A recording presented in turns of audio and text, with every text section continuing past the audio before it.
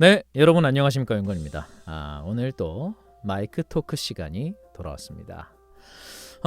사실 성우라는 직업에 대해서 사람들한테 좀 생각보다 많은 오해가 있는 것 같아요. 저도 막 여기저기 이제 일을 하다 보면 관심을 가지시는 분들도 계시고, 뭐 이제 다른 직종의 분들이 되게 궁금해하시는데, 뭐 목소리만 그냥 좋으면 다 그거 하는 거 아니에요? 뭐 이렇거나 아니면 뭐 그냥 집에서 편하게 그냥 마이크 가지고 일하면 되는 거 아닙니까? 그냥 읽으면 되잖아요. 이러고 또 이거 녹음 한 번만 하면 그냥 바로 퇴근이죠? 부럽다. 막 이런 식으로 이제 편하게 뭐랄까 좀 겉으로 보여지는 느낌의 그런 질문들을 많이 하시더라고요. 사실 저도 이 일을 직접 하기 전에는 되게 막 편하겠다. 또 예전에 제가 대학 다닐 때 그 교수님께서 한 교수님이 직업을 추천해 주시는데, 야, 정말 편한 직업이 바로 성우야. 성우만큼 편하고 돈 잘 버는 직업이 없어. 막 이런 식으로 얘기를 하는 거예요. 그래서 이게 편한 직업인가? 그때는 와닿지 않았죠. 사실 어떻게 일하는지는 뭐 가끔 뭐 사진이나 뭐 기사 같은 데서만 잠깐 볼 뿐이지 사실 어떻게 일하는지는 잘 모르잖아요. 그리고 아무나 일하는 것도 아니고 사실 실력이 없으면 아무것도 못하는 일이죠. 그래서 오늘은 제가 직접 겪었던 많은 경험들을 토대로 성우라는 직업에 대해서 사람들이 흔히 하고 있는 오해들을 한번 조금은 현실적으로 이야기를 해볼까 해요. 첫 번째 오해가 뭐가 있을까요? 성우는 그냥 목소리만 좋으면 다 되는 거 아닌가요? 사실 이 질문을 정말 많이 받습니다. 사실 목소리로 표현하라는 직업이잖아요.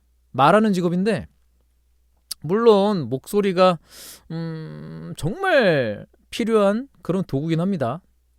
하지만 사실 생각해 보세요. 좋은 목소리라는 게 얼마나 추상적인지. 사실 야, 잘생겼다 이런 것도 추상적이잖아요. 그리고 이제 각자의 기준이 다 달라서 이거를 모두를 만족시키는 그런 기준이 갖기가 어렵다는 거죠. 정말 추상적인 표현이라 사실 성우한테 정말 중요한 건 현장에서 또 어떤 역할을 맡았을 때 그 한 사람의 성우가 얼마나 다양한 톤을 조절할 수 있는지, 또 이제 주어진 대본을 보고서 얼마나 정확하게 해석을 하는지, 또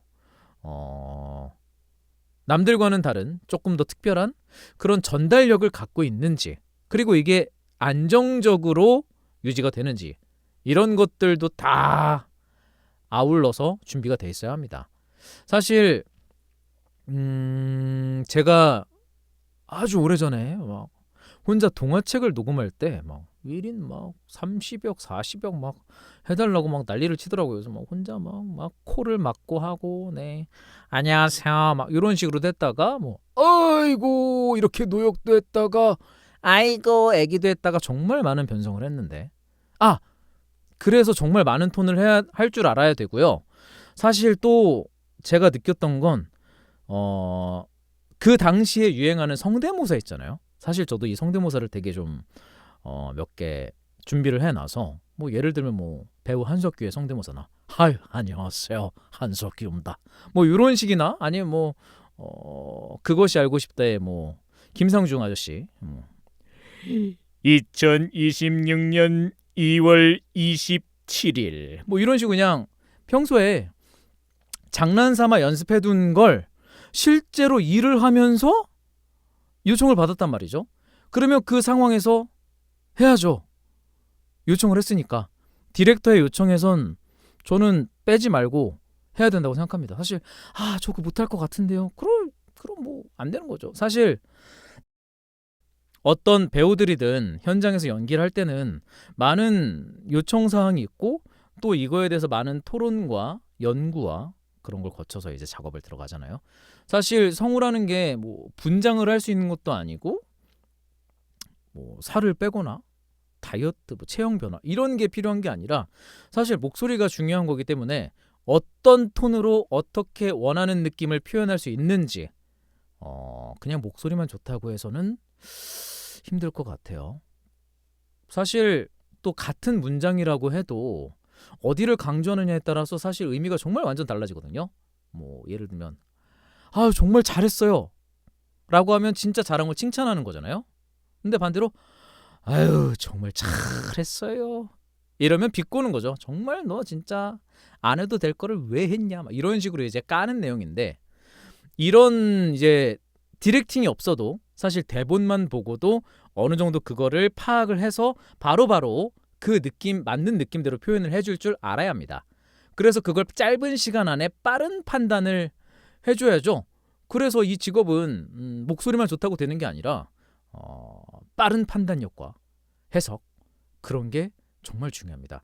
그래서 생각보다 책도 정말 많이 읽어야 하고요. 사실 요즘 유행하는 뭐 영화나 미디어 이런 것도 유행어, 뭐 개그 프로그램 아니면 뭐 광고라든지 아니면 밈이 되는 것들 있잖아요. 유행어라든지 이런 것들도 계속 접하면서 나를 노출시켜야 돼요. 그래야 언제 어디서 어떤 요청을 받을지 모르기 때문에 그거는 할 줄 알아야 된다. 사실 그래서 저도 되게 많이 보고 있어요. 막 쇼츠도 많이 보고 뭐 유튜브도 좀 유행한다는 거 그런 것도 좀 찾아보기도 하고 그래야 되겠더라고요. 방송도 방송이고. 그래서 늘 저를 노출시켜서 준비하고 있는 상황입니다. 그래서 좋은 목소리는 사실 기본이고요. 또 좋은 목소리만 가지고는 한계가 있다. 분명한 한계가 있다. 요거는 말씀드리고 싶네요. 그리고 두 번째로 좀 듣는 게 어디 안 나가고 출근 안 하고 집에서 편하게 하는 직업이죠? 네.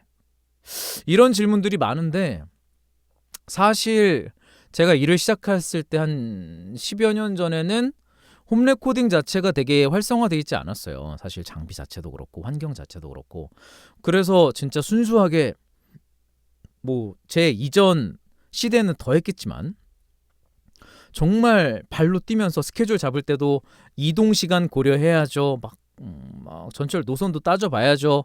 그리고 또 어떤 일을 하냐에 따라서 작업 시간이 길어질 수 있으니까 그런 것까지도 다 체크를 해서 내 스케줄을 내가 짜서 이동하고 일을 해야 하는 거죠.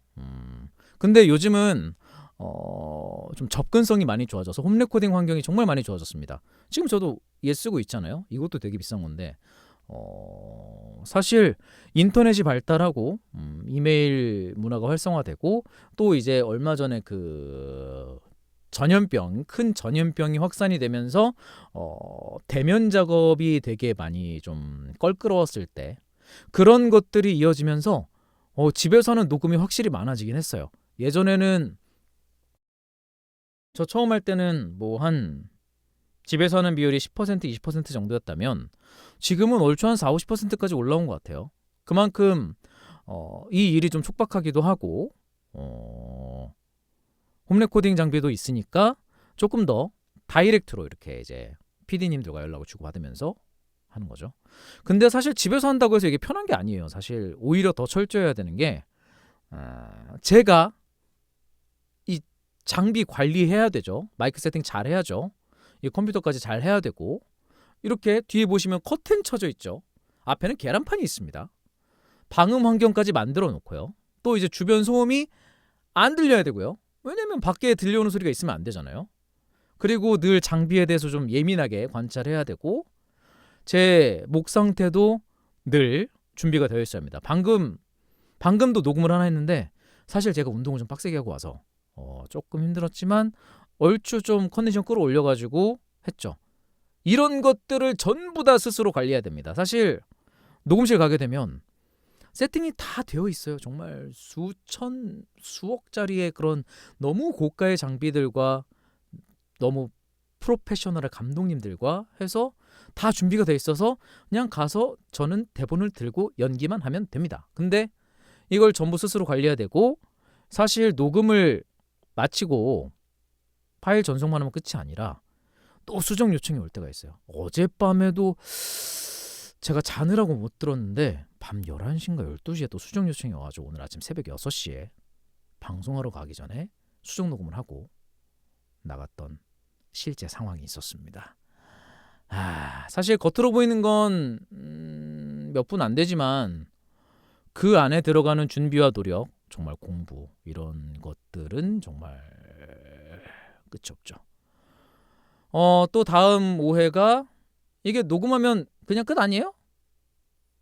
이렇게 녹음 자체가 작업의 끝이라고 생각하는 분들이 좀 있습니다. 사실 근데 녹음이 시작인 경우가 많아요. 사실 영상이 만들어져 있는 상태로 녹음이 들어갈 때도 있지만 영상 자체가 없고 녹음본을 받아서 멘트에 따라서 수정해가면서 영상을 맞춰가는 그런 작업들도 있어요. 그래서 그런 걸 보다가 또 클라이언트가 이제 들어보고서 변심을 해서 처음과 다르게 뭐 톤이 밝게 변하거나 또 아니면 차분하게 아니면 또 속도를 빠르고 느리게 이런 식으로 추가 작업이 있을 수 있다.